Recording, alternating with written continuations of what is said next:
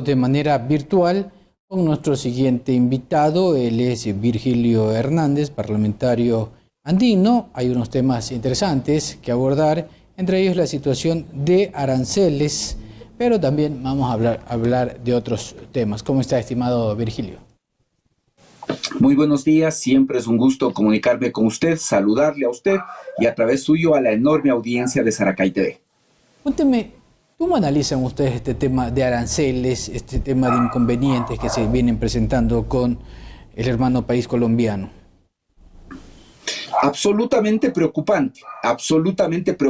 Como Parlamento Andino nos hemos sumado a los otros organismos del Sistema Andino de Integración para pedir que pueda haber un proceso de diálogo y que no se siga escalando este tipo de medidas que lo único que hace es afectar, y en el lado ecuatoriano, afectar al pueblo ecuatoriano. Aquí en el Ecuador, y esto lo digo con claridad, no se trata, y esta es mi hipótesis, no se trata de un tema comercial, no se trata de que este es un mecanismo para nivelar lo que es la balanza comercial entre Colombia y Ecuador, no se trata siquiera de un tema de seguridad.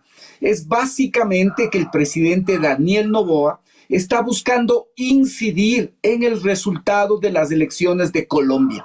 Y esto lo está haciendo porque cumple consignas geopolíticas ajenas al Ecuador, pero que el presidente ha renunciado a todo atisbo de soberanía y más bien decide entrar a jugar esas consignas políticas buscando afectar el escenario colombiano, y de esa manera, en cambio, realmente a quien afecta es al pueblo ecuatoriano.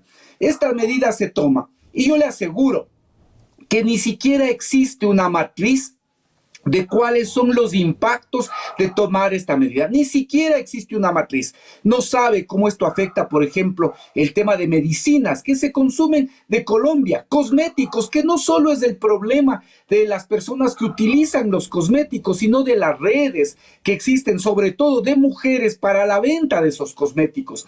No hay una idea clara de lo que el Ecuador produce, procesados de pescado, procesados del mar, camarón, que eso es lo que se está dejando prácticamente de vender a Colombia. Y al mismo tiempo, lo que se compra de Colombia resulta fundamental para el Ecuador, pero aquí no hay un análisis de estos impactos, y menos aún de lo que pasa en las zonas de frontera, lo que pasa en la provincia del Carchi, incluso Imbabura, Esmeralda, Sucumbíos. No hay la menor idea de cómo se afecta al Ecuador con este tipo de medida que es absolutamente política. Usted toca un tema bastante interesante, que son las elecciones del nuevo presidente de Colombia, que está a pocos días. Pero también se empezó con esta situación debido a denuncias, ¿no?, de parte del gobierno, que usted también las tocó, pero para profundizar un poco más, sobre el poco control que se realiza en la frontera por parte del gobierno colombiano. Eso ha causado, a criterio del gobierno, una ola delictiva en nuestro país. Allí, ¿cuál es el análisis de ustedes como parlamentarios andinos?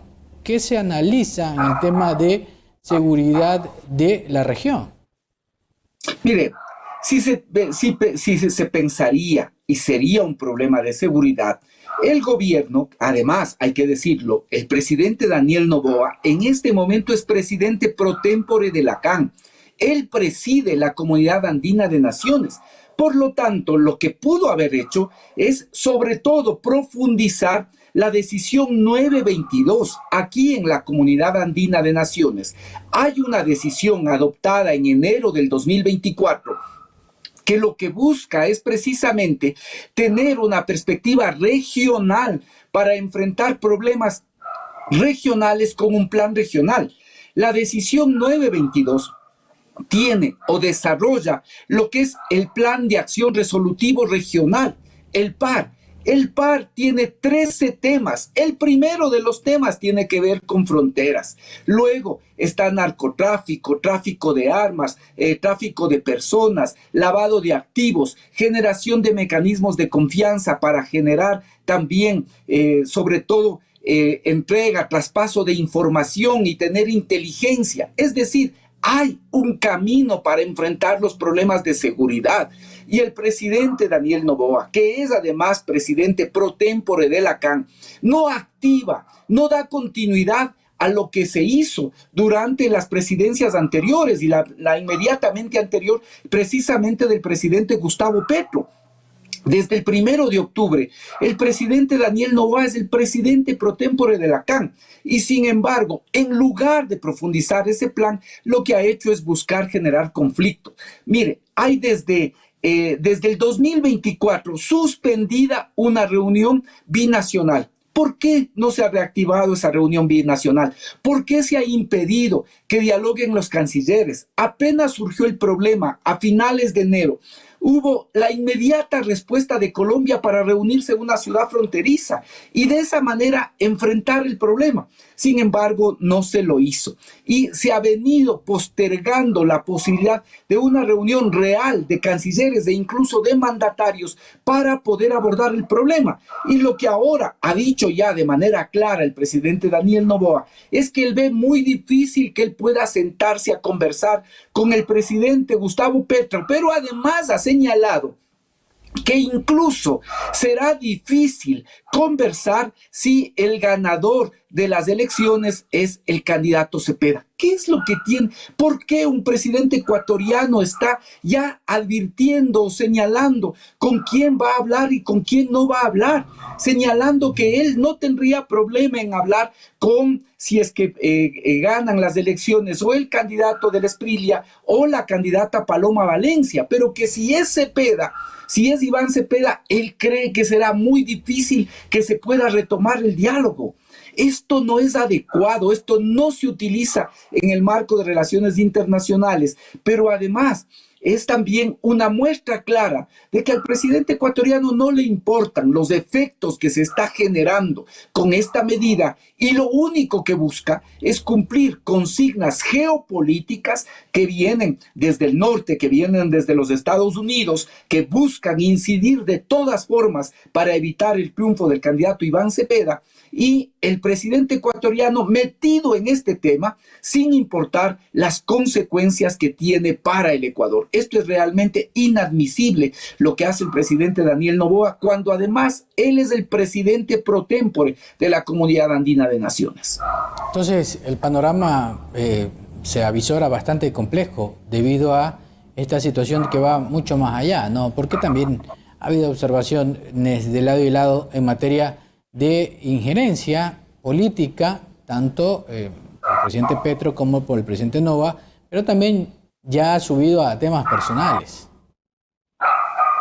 Sí, efectivamente. Mire, ya esto ha escalado a temas incluso personales y le digo, creo yo que esta declaración adicional de que él ve difícil incluso hablar si es que resultaría ganador el presidente Cepeda es muy complejo para el Ecuador.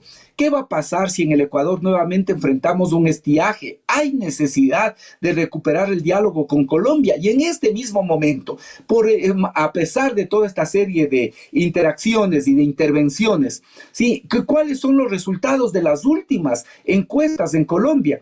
Que el candidato Iván Cepeda está en torno al 44% ya de la intención de voto, 44%, mientras que los candidatos, tanto del Esprilia como Paloma Valencia, están en torno al 20%, mirando cuál de ellos puede ir a la segunda vuelta. Si es que aquí existirían las reglas, si en Colombia existirían las reglas que existen en el Ecuador, que se gana la primera vuelta con el 40% y 10 de diferencia, ya en este momento sería el triunfador, el candidato Iván Cepeda en las elecciones que van a ser a fines de este mes. Pero esto no es adecuado en el marco de relaciones internacionales.